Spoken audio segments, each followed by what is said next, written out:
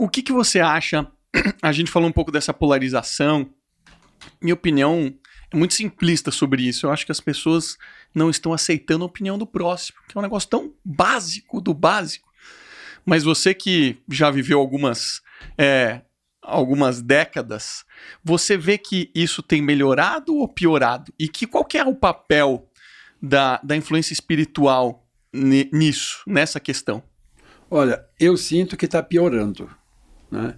Porque é interessante que sempre na América Latina a gente pega o progresso que veio dos Estados Unidos e da Europa sempre atrasado, né? Um pouquinho atrasado. Agora, com as novas tecnologias, tudo, a coisa vem mais rápido. Mas ela vem mais rápido para alguns.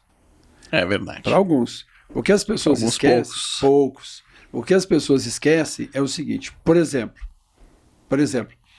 nós, durante a pandemia, o grosso da pandemia, durante um ano, nós entregamos 1.500 marmitas. Todo dia. Segunda a segunda. Sábado, domingo, feriado. E nenhuma das crianças, nenhuma, estudou nenhum dia. Porque as pessoas não sabem que elas não têm Wi-Fi. Você pode dar o celular para ela, não tem Wi-Fi. Ela não está comendo. Mais básico ainda.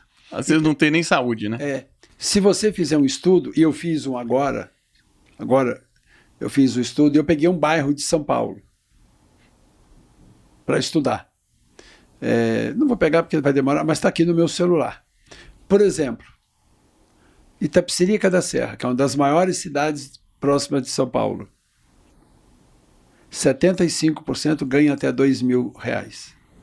75% ganha até R$10.000.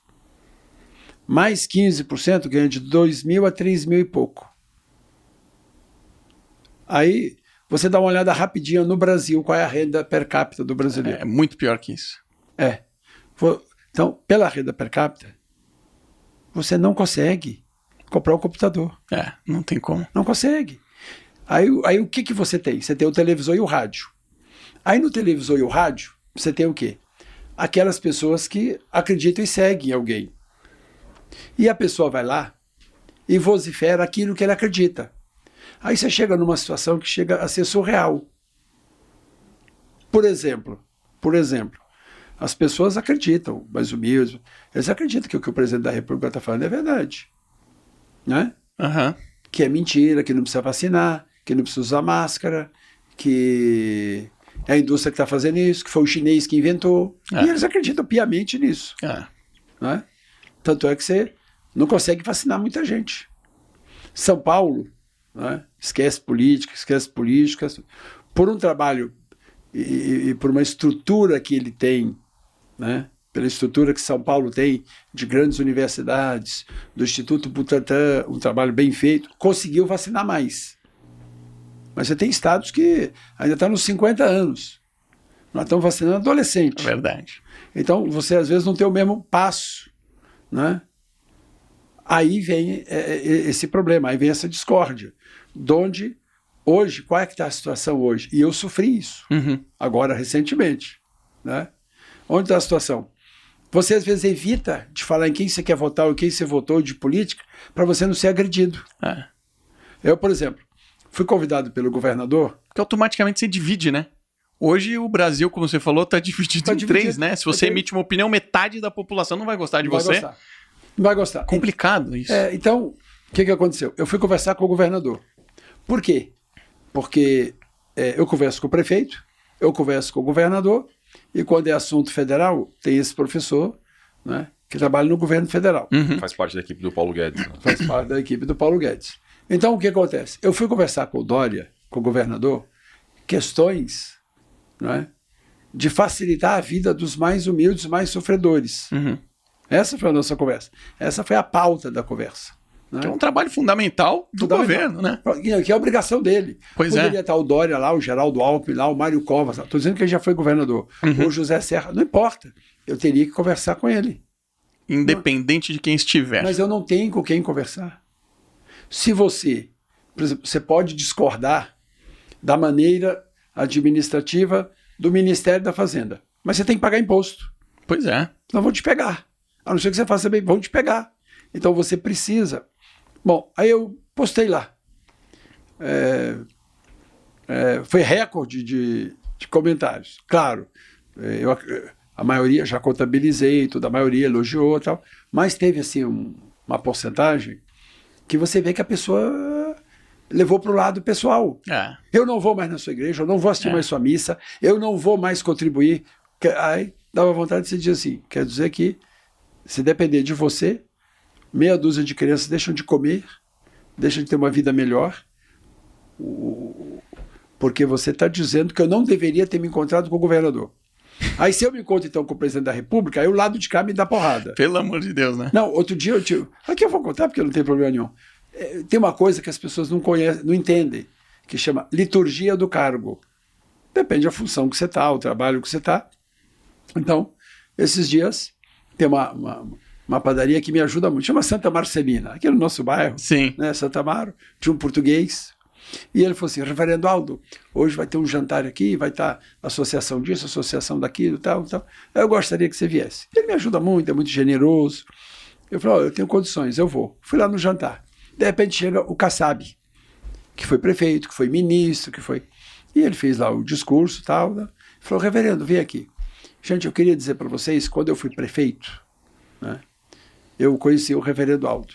E ele ia sempre lá falar comigo. E todas as vezes que ele ia, era para pedir pelas crianças.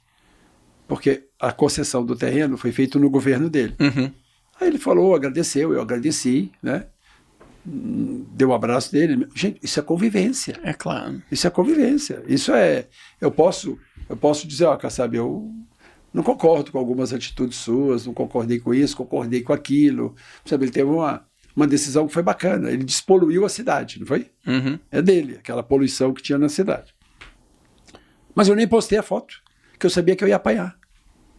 Você entendeu? É lógico, então, é uma tristeza isso, então, né? Essa é a situação que a gente está. Agora, eu acho que a gente vai começar a talvez despolarizar um pouco mais com novas eleições.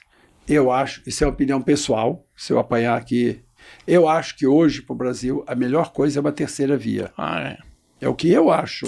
Com certeza. Né? Porque qualquer uma dos dois que estão aí hoje vão incendiar o país. Sem a menor dúvida. Porque nenhum deles vai ganhar por maioria arrasadora. Não tem como. Tem a menor chance. Então, eu não sei... Você lembra quando o Fernando Henrique foi eleito? Lembro. Então, isso eu fui ler também, fui procurar, fui reler. O Fernando Henrique foi eleito.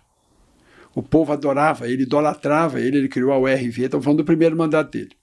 O que ele fez? Me lembro perfeitamente. Vou lembrar até de alguns nomes. Ele fazia reuniões do Palácio que ele levava Roberto Marinho, Adolfo Bloch, né, que tinha a Manchete, ele levava o Saad da Band, ele levava todo mundo. Aí sentava lá e ele expunha o governo dele. Eu quero mudar, eu quero bacana. Isso, eu quero aquilo. Eu lembro dele num programa do Silvio Santos, ele falando assim, e o Silvio explicando. Ele falou, você tem R$1. Esse R$1 hoje vale uma URV. Aí amanhã vai valer 80 centavos, 70, 50, até morrer o real, e a gente vai ter só a URV que vai chamar real. E nesse período, o dólar vai valer R$1, uma URV também. Foi o ano da paridade. Uhum. Né? Maravilhosa aquela época. E ele explicando. Aí o que ele fazia?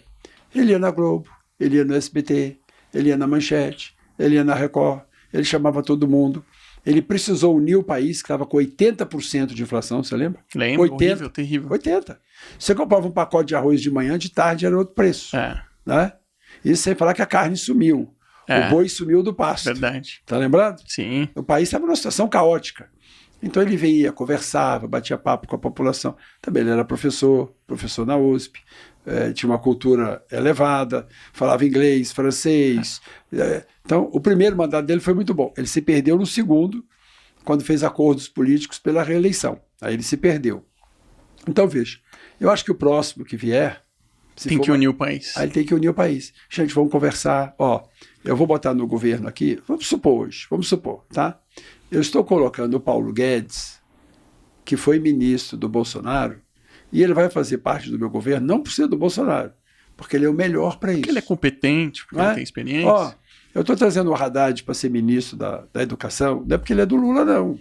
É porque ele é o melhor para a área de educação. É isso aí. Né? Olha, eu estou colocando essa mulher aqui, não é porque ela é negra, não. Não é porque ela é transgênero, não. Eu estou colocando aqui porque ela vai ser a melhor para resolver esse problema. Então, acho que é isso que a gente precisa ter. Não é? É isso.